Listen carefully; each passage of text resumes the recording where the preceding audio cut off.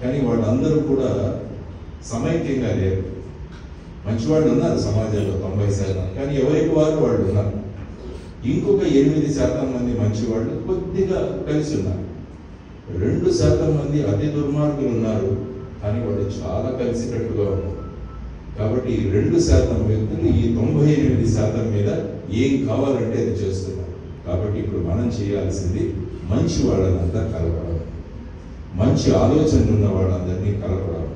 ఇది కనుక చేయగలిగితే ఎంతటి ప్రమాదకరమైన శక్తి అయినా దాన్ని మనం ఎదుర్కోగలం అన్నది మనం అందరం కూడా చేయాల్సింది.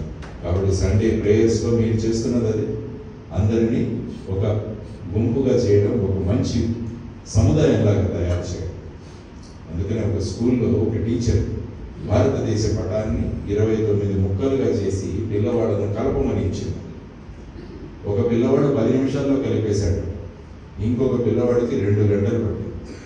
10 నిమిషాల్లో ఎలా కలపగలిగావని మొదటి పిల్లవాడిని అడిగితే వాడు ఏమన్నాడంటే, మేడం, ఈ భారతదేశం పటం వెనకాల 2 మనుషుల బొమ్మలు ఉన్నాయి, నేను ఆ 2 మనుషుల్ని కలిపాను, తిప్పి చూస్తే భారతదేశం కలిసిపోయింది అని చెప్పి ఆ పిల్లవాడు. ఎప్పుడైతే మనుషుల్ని కలుపుతామో దేశం కలిసిపోతుంది. కాబట్టి మనం చేయాల్సిన ముఖ్యమైన విషయం ఏంటంటే కలపడం.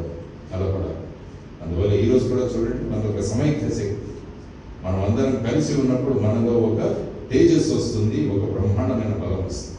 కాబట్టి అటువంటి బలశాలుడైన మీరందరినీ కూడా ఇక్కడికి ఆహ్వానించి రాబోయే కాలంలో నేను చేపట్టిన ఒక మహత్తరమైన పథకానికి మీరందరూ కూడా సమ్మతి పలికి, మీరందరూ కూడా మీకున్న దివ్యమైన శక్తితో మాకు ప్రేయర్ ద్వారా ఆశీర్వాదం ఇవ్వగలిగితే ఆ బలంతో పాటు నేను కూడా ముందుకు వెళ్ళి ఏదైతే దుష్ట శక్తులు ఉన్నాయో వాటి మీద విజయం సాధించడానికి అదొక గొప్ప బ్రహ్మాండమైన ఆయుధం నా చేతిలో ఇచ్చిన వాళ్ళు మీరు అవుతారు. కాబట్టి మీ అందరికీ కూడా ఇక్కడ స్వాగతం, మనం అందరం కలిసి గొప్ప విషయాలు చేద్దామని